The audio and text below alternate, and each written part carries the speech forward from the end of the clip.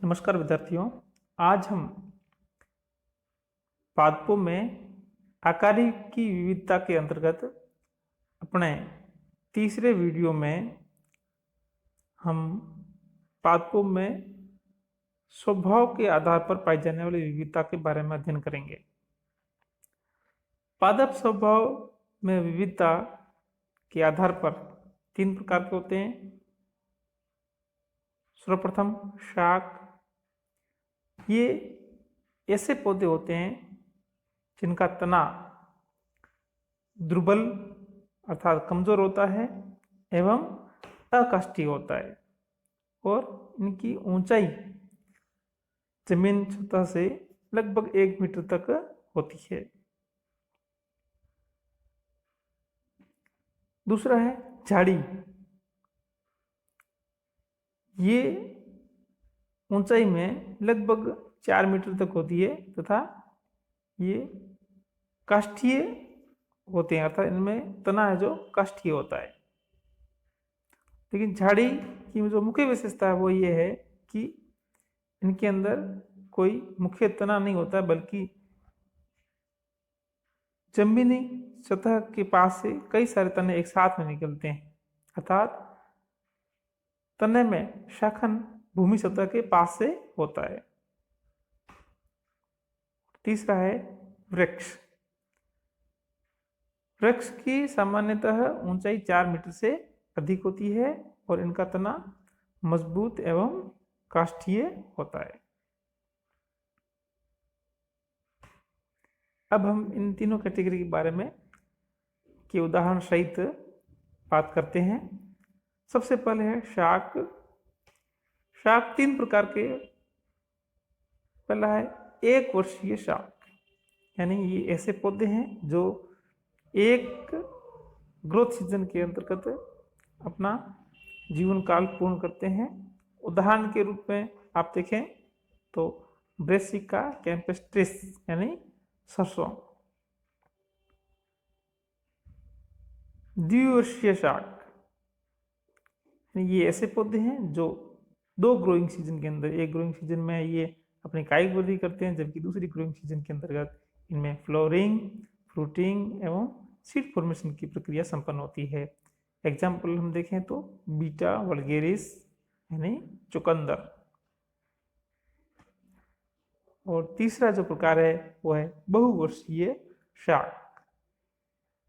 इसका उदाहरण है लेवेंडुला। ये शाक कई सालों तक जीवित रहते हैं अर्थात इनके भूमि की सतह के नीचे कुछ पोर्शन पेरिनेशन के रूप में पाया जाता है जो प्रवर्धन के रूप में सहायक होता है। नेक्स्ट जो प्लांट्स की कैटेगरी है वो है झाड़ियाँ। झाड़ियों के रूप में हम हमारे क्षेत्र में मुख्यतः जो कंट्री झाड़ी देखते हैं उसके अंतर्गत जिजीफस न्यूम्यूलेरिया जिसे हम बेर कहते हैं और बालू मिट्टी में पाया जाने वाला झाड़ी आक सिकेलोट्रोपिस प्रोसेरा और वहीं एक सजावटी पौधा जो दिख रहा है वो है नीरियम इंडिकम जिसे हम कनेर कहते हैं, जो सामान्यतः हम फुटपाथ पर एवं सड़क किनारे सजावटी पौधों के रूप में देखते हैं। यहाँ पर जो झाड़ियाँ दिख रही हैं इसमें आप देख रहे होंगे कि इनमें कोई एक मुख्य तना नहीं होकर के भूमि सतह के पास से बंच में काफी सारे तने एक साथ में निकलते हैं। और पादप की जो अंतिम कैटेगरी है वो है वृक्ष। हमारे चारों ओर जो आप बड़े बड़े प्लांट्स देख रहे हैं जो बहुत अधिक ऊंचाई में होते हैं वो वृक्ष कहलाते हैं। इसका एक उदाहरण है आपके सामने है जेडिरिक्टा इंडिका और दूसरा है फाइकस रिलीजियोसा। यानी पहले वाला जो आप पिक्चर देख रहे हैं वो नीम का है और दूसरा वाला वो हमारा धार्मिक पेड़ पीपल का है। तो इस प्रकार से हम देख रहे हैं कि पादपों की जो 3 कैटेगरी है, शाक, झाड़ी और वृक्ष, इन तीनों कैटेगरी का जो वर्गीकरण है ये सर्वप्रथम थियोफ्रेस्टस द्वारा दिया गया था। अब हम देखते हैं कि शाखन के आधार पर वृक्ष कितने प्रकार के होते हैं, यानी जो वृक्षों का मुख्य तना है उनके अंदर ब्रांचिंग किस प्रकार से होती है या नहीं होती है, उसके आधार पर ये ट्रीज कितने प्रकार के होते हैं। पहला है एकल शाखी, दूसरा है बहुशाखी, तीसरा है अशाखित, चौथा है संधि स्तंभ। अब हम इन सभी प्रकारों के बारे में आगे उनका उदाहरण सहित पिक्चर के द्वारा अध्ययन करते हैं।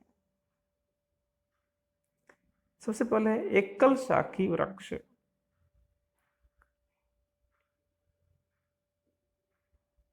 यहां पर जो आप चित्र देख रहे हैं, एकल शाखी वृक्ष में क्या होता है कि मुख्य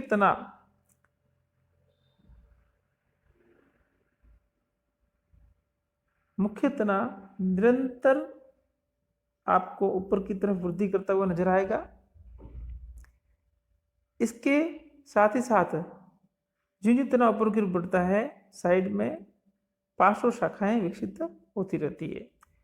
जो पहले अर्थात नीचे की तरफ जो पार्श्व शाखा होती है वो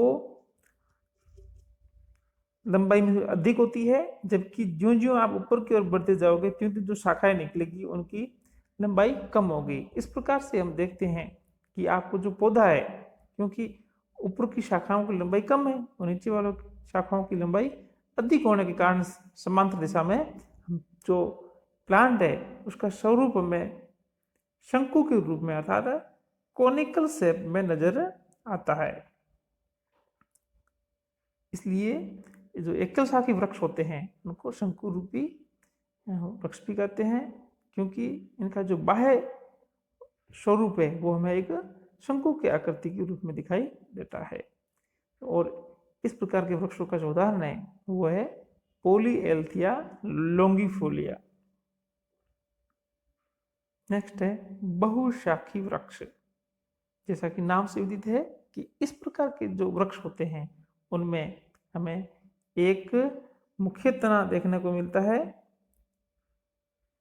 और मुख्य तना कुछ ऊंचाई पर वृद्धि करने के पश्चात उसमें एक साथ कई सारी शाखाएं निकलती है, उन शाखाओं से फिर उपशाखाएं निकलती है और आगे से कई शाखाएं निकलती रहती है और इस प्रकार से एक पूरा जो वृक्ष है वो आपको एक गुंबद के आकार में दिखाई देता है।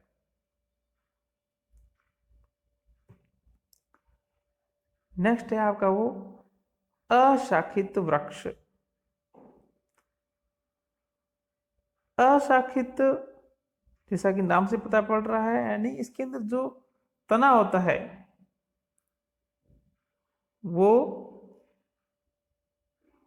एक तना होता है, सिंगल तना, और उनके अंदर कोई शाखाएं नहीं निकलती है, लेकिन ऊपर जाकर के पत्तियों का आपको एक क्राउन है ना, क्राउन ऑफ लीव्स ऐसे कह सकते हैं, पत्तियों का एक ताज ऊपर की तरफ आपको नजर आता है, जैसा कि आप यहाँ पर ये देख रहे हो, ठीक है ना। तो इस प्रकार के वृक्षों को अशाखित वृक्ष कहते हैं। और उदाहरण के रूप में हम देखते हैं तो आप यहाँ देख रहे हैं ये फिनिक्स डेक्टाइलिफेरा जिसे हम खजूर कहते हैं।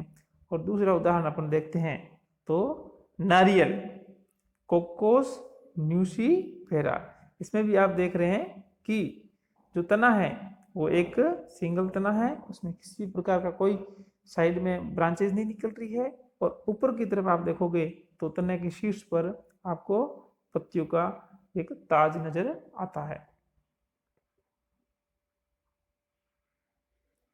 नेक्स्ट है संधि स्तंभ, यानी स्तंभ जिसके अंदर हमें संधि अर्थात जॉइंट्स देखने को मिलता है। तो यहाँ पर आप जो देख रहे हो बांस का जो पौधा है उसके अंतर्गत आप देख रहे हो उनके तने के अंदर हमें